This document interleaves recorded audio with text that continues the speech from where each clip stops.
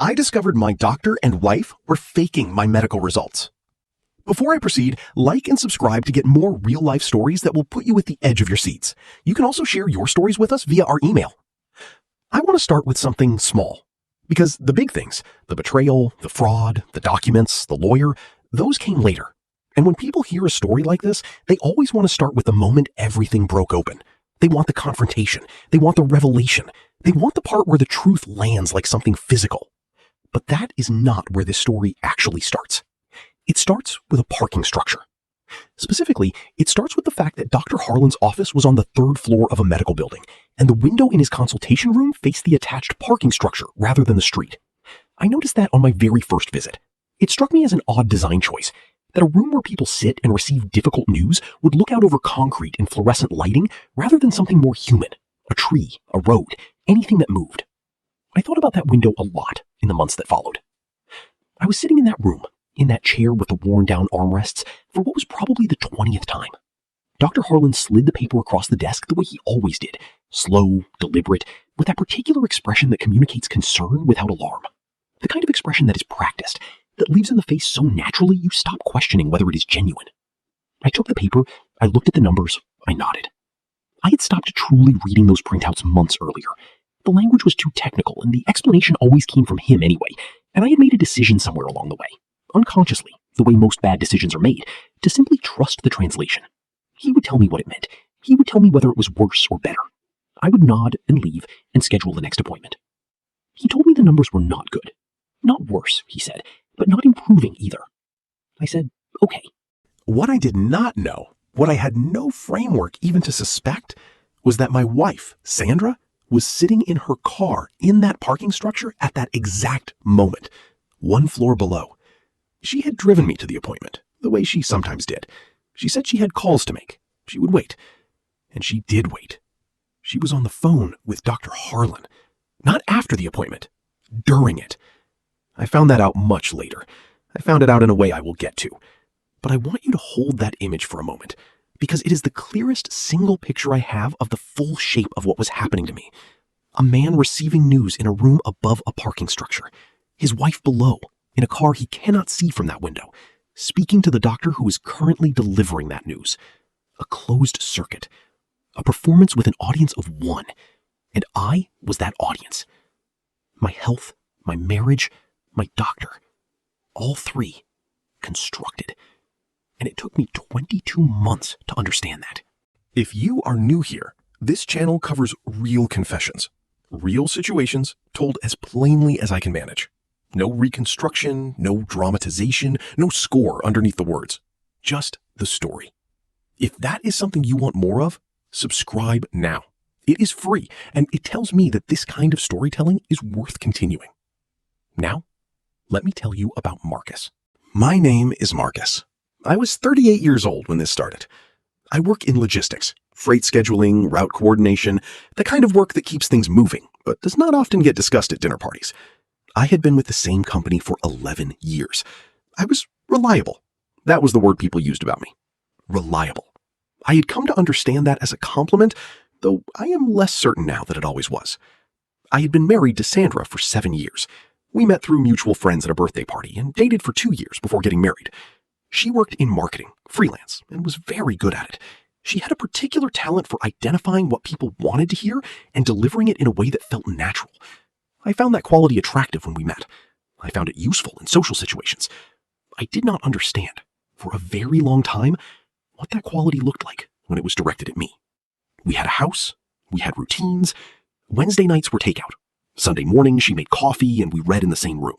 She at the kitchen table, me on the couch, and did not talk much. I thought that was a sign of a good marriage, that we could exist in the same quiet without needing to fill it. Looking back, I think we had run out of things to say to each other considerably earlier than I was willing to acknowledge. I was not a suspicious person by nature. I am saying that not to make myself sound naive, but because it is relevant to how this unfolded. I had no template for what was happening. I had no frame of reference that would have allowed me to look at my life and think, this is constructed. The people around you have made deliberate decisions about what you are allowed to know. That is not a thought that occurs to most people. It didn't occur to me. The symptoms started in the spring of the year before everything changed. Fatigue first, the deep kind, the kind that a full night of sleep does not fix. Then stiffness in my joints, particularly in my hands in the mornings. My grip was slow. I dropped things occasionally. I was tired in a way I couldn't explain to people who hadn't experienced it, the kind of tired that lives behind your eyes. I attributed it, at first, to the desk job, to getting older, to the accumulated weight of 11 years of early mornings and spreadsheets, and the specific kind of stress that comes from coordinating things that cannot be late. But Sandra noticed it before I gave it a name. She was the one who said I should see someone. She was the one who found Dr. Harlan. She said a woman at her office had recommended him, said he was different from other doctors, attentive, thorough, the kind who actually spent time with you rather than processing you. She made the appointment for me. She drove me to the first one. I want you to sit with that for a moment. She found him, she made the call, she drove me there. At the time, I experienced all of that as care, as the particular attentiveness of a spouse who notices when you are not well and acts on it before you do. I have since spent a significant amount of time with a different interpretation. Dr. Harlan was, on the surface, exactly what Sandra had described. He was a man in his mid-50s, lean, with reading glasses he wore on the end of his nose, and removed whenever he was speaking directly to a patient, which I later understood was a deliberate technique for creating the impression of full attention. He asked questions that no previous doctor had asked me, about my sleep quality, my stress levels, my diet over the past year, whether I had noticed any patterns in when the fatigue was worse.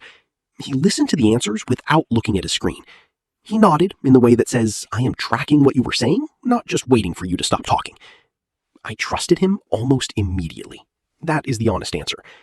The blood panel he ordered on the first visit came back with elevated inflammatory markers. Not dramatically elevated, he said, not the kind of numbers that suggest an acute crisis, but elevated in a way that warranted closer investigation. He referred me to a specialist. The specialist was also Dr. Harlan. He held a secondary consulting arrangement with a rheumatology practice across town.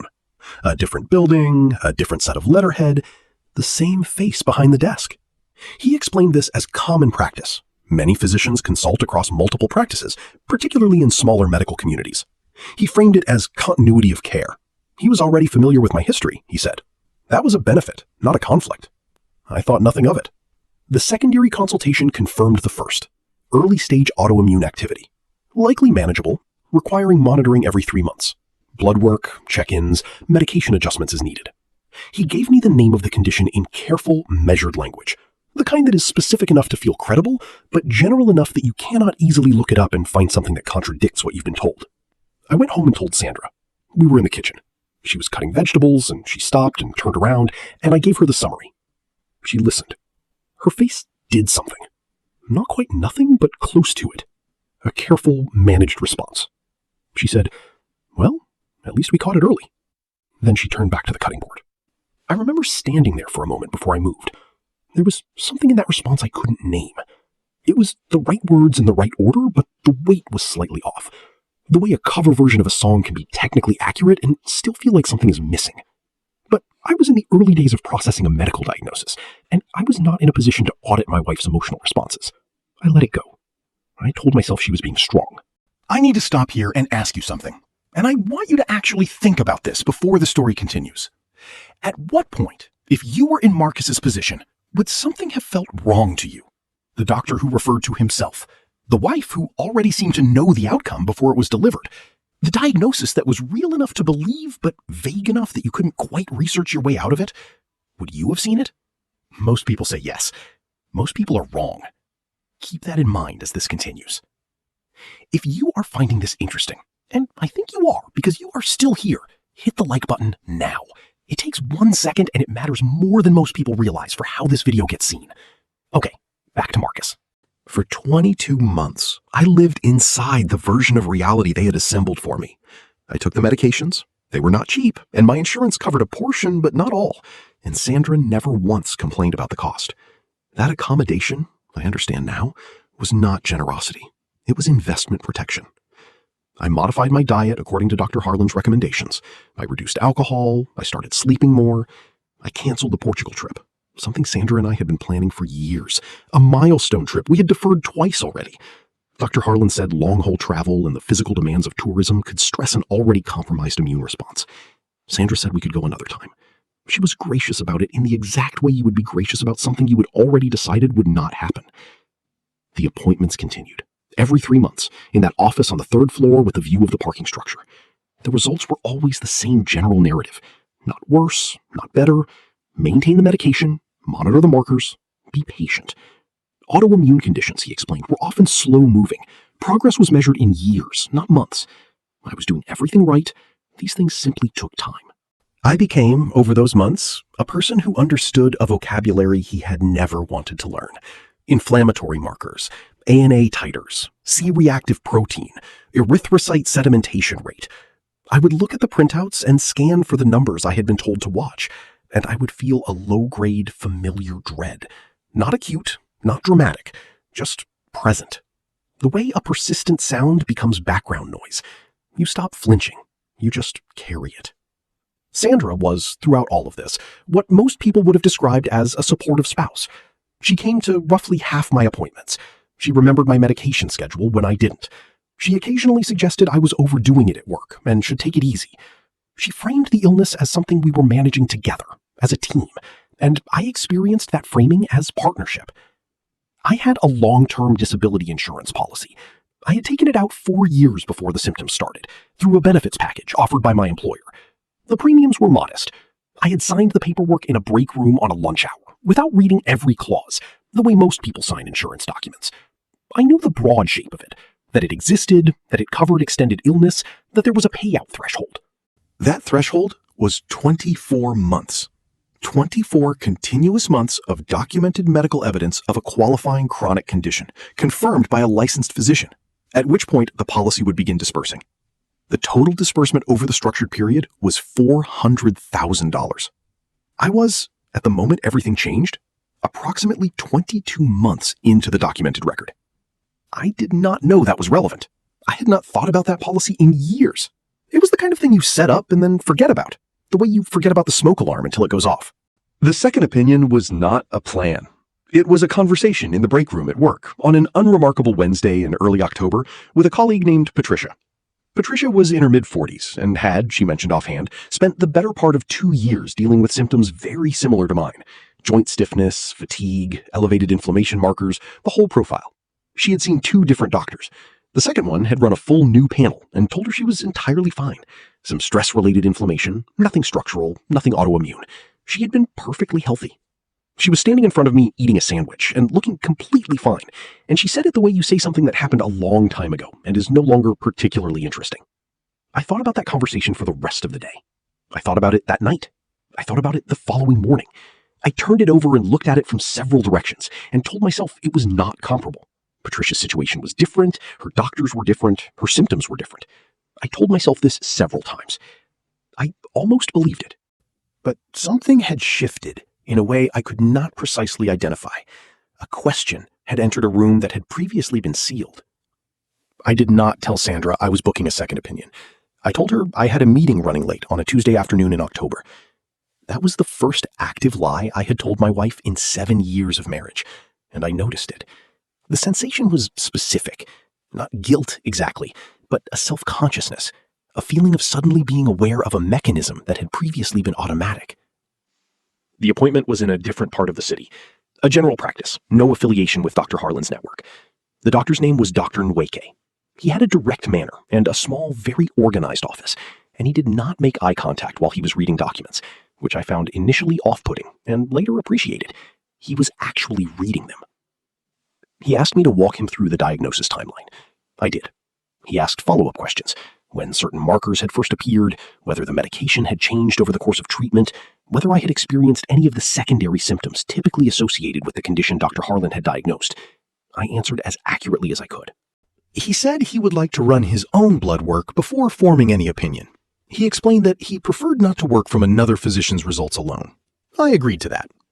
I came back 10 days later. He did not sit down immediately when he came into the room. He stood at the counter and looked at the results for a moment longer than seemed routine. Then he sat down.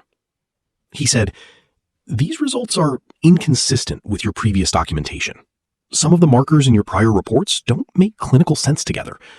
When we look at the pattern across your reported results over the past 2 years, there are combinations here that don't correspond to how this condition typically progresses, or to any progression pattern I am familiar with." He paused. He said, And your current blood work is normal. Every marker, entirely within standard range. I looked at the paper he handed me. I am not a medical professional, but the column of numbers he showed me, with the corresponding normal ranges printed alongside, was legible enough. Every single value fell within the highlighted range. Not borderline, not slightly elevated. Normal. He said, I want to be careful about what I am and am not saying here. I am not in a position to make an allegation about another physician's documentation based on one panel, but I would strongly encourage you to seek a formal review of your prior results, and I would be willing to provide documentation of today's findings to support that process. I sat in that room for probably 5 minutes after he stopped talking.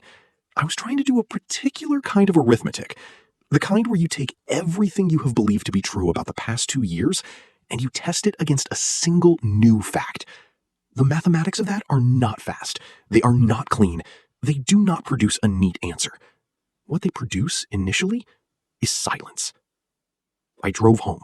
I made dinner. I washed the dishes. I sat across from Sandra at the table and talked about something entirely ordinary. I cannot remember what.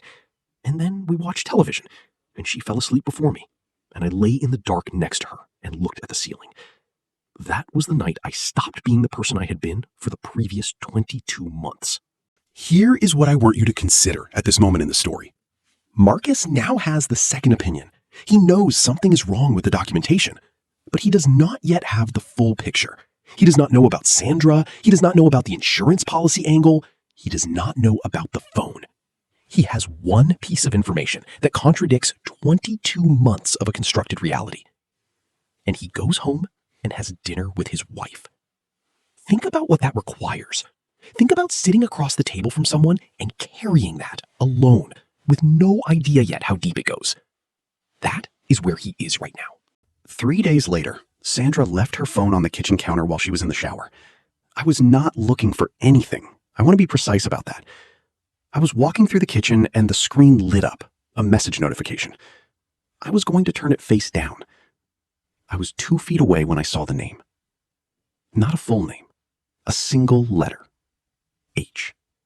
And below it, a preview of the message. The last visible line before the screen would have required a passcode.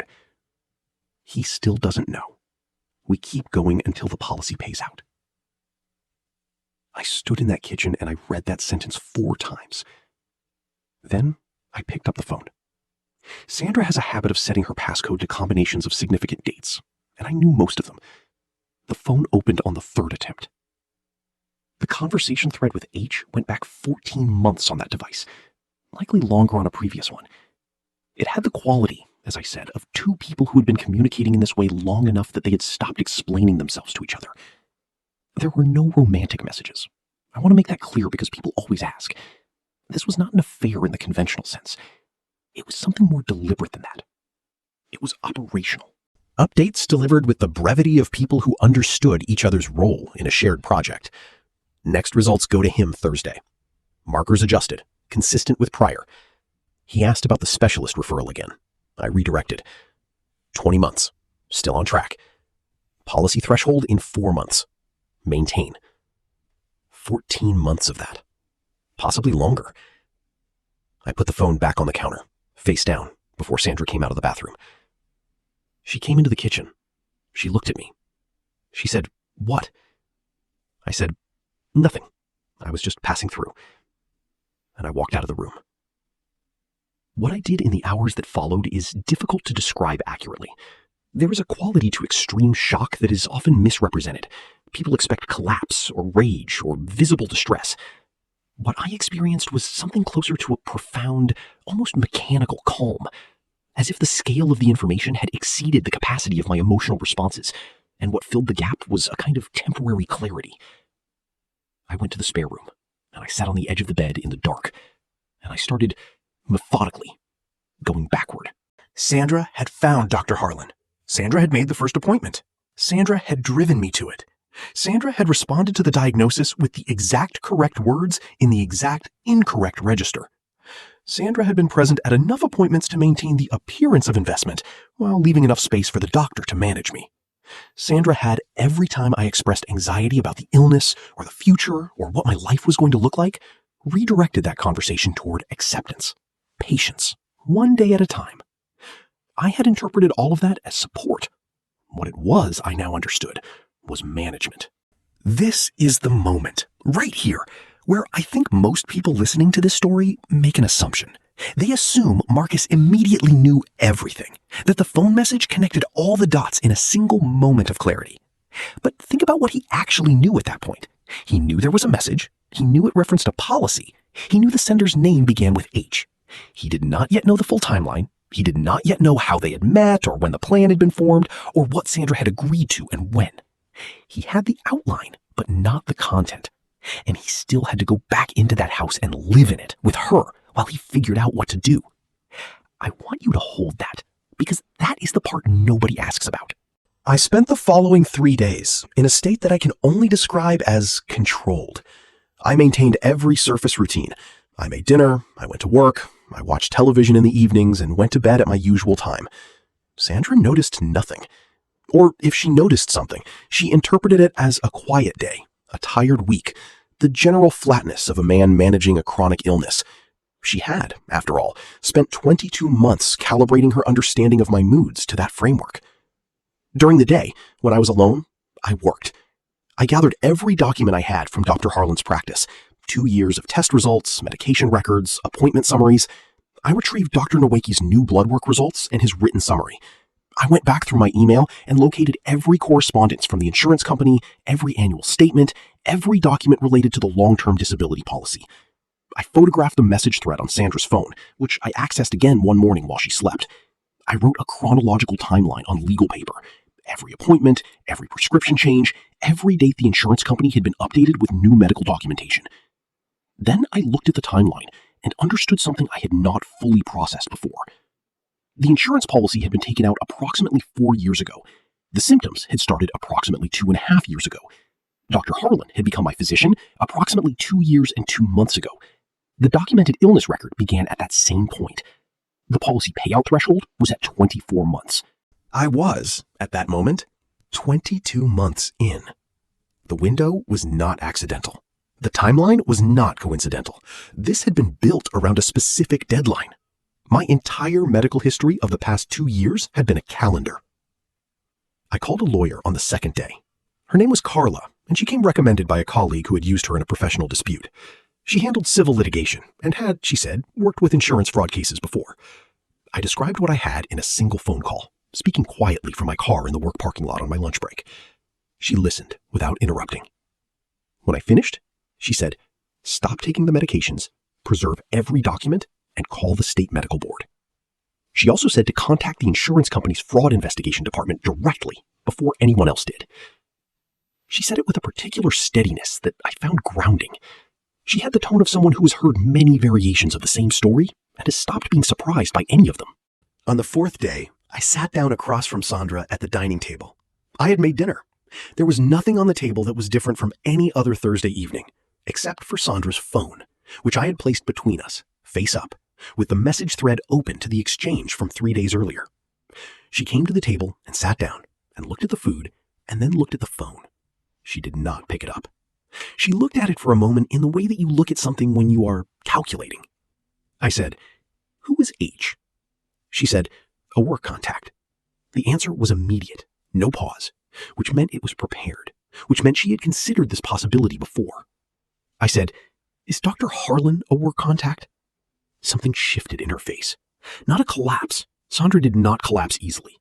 It was more of a withdrawal. The expression she had worn for 22 months, that composed and managed attentiveness, retreated. What was underneath it was harder to read. Not guilt exactly, something more like recalibration. She looked at the phone for a long time. Then she looked at me. Her eyes filled. She cried. I want to be accurate about that because I think it matters. She cried, and I sat across from her and watched it, and I felt almost nothing. Not because I was cold or because I had ceased to care about her as a person, but because the tears felt like another communication to be translated rather than an emotion to be met. After 22 months of managed information, I had lost the ability in that moment to take her expressions at face value. She said, "You don't understand the kind of pressure we were under." I said, "What pressure?" I was the one who was sick. A pause. She said, "You were never sick, Marcus." I remember the quality of the light in that room. The overhead bulb, slightly too bright for the space, the reflection off the table surface, my hands flat on the wood in front of me. My voice, when I responded, sounded like it was coming from further away than it was. I said, "I know." She started to explain then. I let her. She spoke for a long time. She talked about debt, a financial situation I had not been fully aware of, apparently, that had accumulated before we married and had never resolved. She talked about Dr. Harlan, who she had met at a charity event 2 years before I ever became his patient. She said he had introduced the idea, that he had framed it as clean, contained, something that would hurt no one. The insurance company had resources, she said. He had told her that I would be fine, that the medications were low risk, that it would be over in 2 years and we would use the money to reset. She said, "I never wanted you to actually suffer." I thought about the Portugal trip, about the mornings I had spent with my hands too stiff to open jars, about the appointments where I had sat across from a man who looked at me with practiced concern and handed me papers with numbers he had adjusted to tell a story he had written. I said, "I know what you wanted." And I stood up and left the room. Now, and I am asking this seriously, not rhetorically, at what point in that conversation would you have stopped letting her talk? Because I have been asked this many times. People say they would have stood up immediately. They would have called the police on the spot. They would have recorded it or confronted him with more or reacted differently. And maybe they would have. But Marcus had spent 4 days in that house, eating meals across from this person, building a case file in a spare room while she slept 2 rooms away. He had already made his decisions before he sat down at that table. The conversation was not about information. He already had the information. It was about something else, something harder to name. If you think you know what that something was, leave it in the comments. I'm genuinely asking. And if you are still with this story, please like the video. Not for an algorithm, because it tells me you think this kind of careful storytelling is worth something. Sandra moved out within the week. She went to her sister's house. She did not contest the decision. She did not, in fact, say very much to me in those final days in the house. We were polite to each other, in the careful, exhausted way of 2 people who have agreed, without saying so, that there is nothing left to negotiate. Dr. Harlan's practice received a board investigation notice shortly afterward. His license was suspended pending review. 6 months later, as part of a negotiated resolution, he surrendered his license permanently. He did not face criminal prosecution. Carla explained the mechanics of why, the specific framing of what could be substantiated in a criminal proceeding versus settled through administrative and civil channels. I understood the explanation. I accepted it. I am still not at peace with it. Sandra was named in the insurance fraud investigation as a co-conspirator. The divorce was finalized in under a year. She was ordered to repay legal costs and is subject to civil liability claims that are still unresolved as of the time I wrote this. The criminal fraud charges against her are pending. I do not know when that will conclude. I check periodically. I try not to make a habit of it. Here is the part of this story that does not fit into the legal summary. The part that I sit with? When Dr. Nowacki handed me that paper with the normal blood work, my first sensation was not relief. I want to be precise about that, because people assume it would be. You find out you are not sick, and your first feeling should be gratitude, joy, something that expands. What I felt was a very particular kind of vertigo. Because to understand that you are not sick, you have to also understand everything you did while you believed you were. Every small accommodation you made. Every future you quietly revised downward.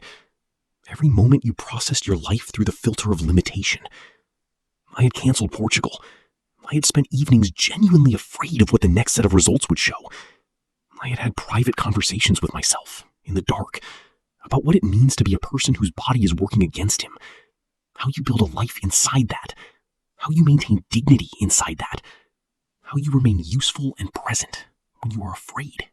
None of that was in response to something real. The grief was real. The fear was real.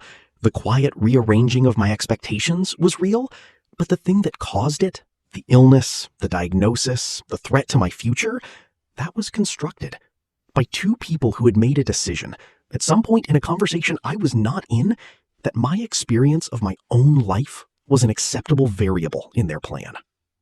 Grief for something that never existed is a strange and specific weight. You cannot mourn it cleanly. because there is no clean object to mourn. You cannot celebrate it cleanly because the celebration would require you to acknowledge everything that preceded it. You are left with a middle space that is neither loss nor recovery. You just have to stay in it until it changes. I started therapy about 2 months after the divorce. I stopped the medications the week after the second opinion, under Dr. Nwakey's direct guidance, and my body returned to its normal baseline within a few weeks. Physically, I was fine. I had, apparently, always been fine. People ask me whether I hate Sandra. I have considered that question from a number of angles. The honest answer is that hatred would require a level of ongoing engagement that I don't have the energy for.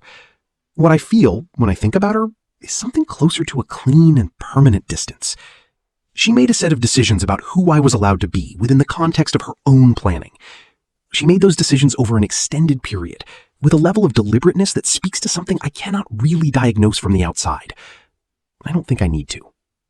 What I know is that I would have spent the rest of my marriage to someone who had decided at a specific moment in time that I was primarily instrumental, that I was a vehicle for an outcome, that my suffering, if it happened, if the medications had real effects, if the fear was real, which it was an acceptable cost of the plan.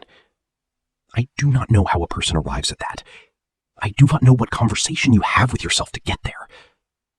I do not know if she would have told me the truth at any point if I had not found the phone. That is the question I cannot answer, and it is, I think, the one that matters most. Dr. Harlan, I think about differently, and more often. There is a weight to what he did that is harder to set aside, because what he had, the access, the trust, the role, was something given to him by every frightened person who sat across that desk and believed he was operating in their interest. He took that and aimed it in another direction. I don't have a clean feeling about that. I probably never will. One last thing, and I mean this not as a talking point, but as something I actually believe. If you have ever left a doctor's office with a result that felt slightly wrong, not catastrophically wrong, just off, the way a room feels different when something has been moved, trust that. You are allowed to ask for clarification. You are allowed to request your records. You are allowed to get a second opinion without telling your current physician you are doing so. You do not need permission to participate in your own health. That is not paranoia. That is just paying attention. The insurance fraud case is still open. When it resolves, I will come back. I will make a follow-up video. If you want to know what happens, the only way to make sure you see it is to subscribe. I will not post it anywhere else first. And if you have a story of your own, something you've been carrying that you have not said out loud yet, the email is in the description. I read everything that comes in. I cannot respond to all of it, but I read it. Thank you for staying with this. Genuinely. I'll see you in the next one.